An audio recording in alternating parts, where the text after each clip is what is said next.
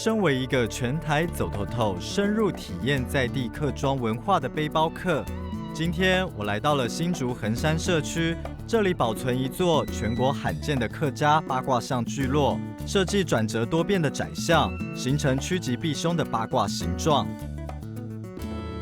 陈大哥，我刚刚自己走在这个巷道内啊，我发现它的那个巷道好特殊哦，好像迷宫。这就是我们横山社区的全省独一无二的八卦巷。因为横山社区的先民当初来这边勤奋开垦的时候，因为外边有很多盗匪，才成就了今天这个特殊的建筑造型。因为一致对外，所以说如果外边的人侵犯进来的话，一吆喝就把它瓮中捉鳖，迷宫一样。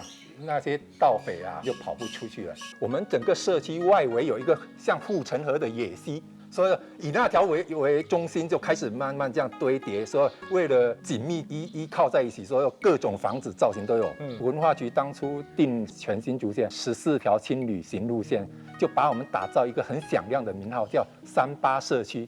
因为我们有2大私密景点。三叉皮八卦巷，所以38社区，好可爱哦！现在很响亮。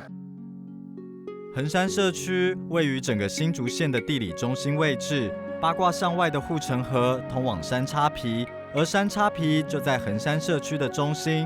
这个过去以灌溉为主的皮塘，宁静清幽的景象，是社区这几年推广的轻旅行景点。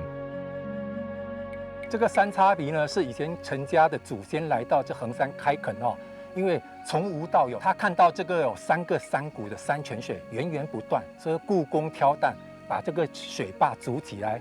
目前这个三叉皮灌溉60甲的水稻田，然后那个灌溉圳渠有5公里长，所以说真的是很辛苦。从无到有，而且辛苦之外，其实当时很重要，因为民生用水啊、灌溉啊，都需要这个三叉皮来灌溉嘛。对。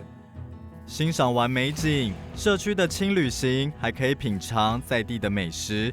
社区妈妈们发挥巧思，研发5种口味的米苔目，有仙草、艾草、红曲、南瓜以及原味。吃饱喝足，还有社区妈妈们正推广的手工艺，精美的花布包，有妈妈们的温度，也盼着轻旅行的风潮带动社区营造的发展，能够带来更多的工作机会，让社区更有活力。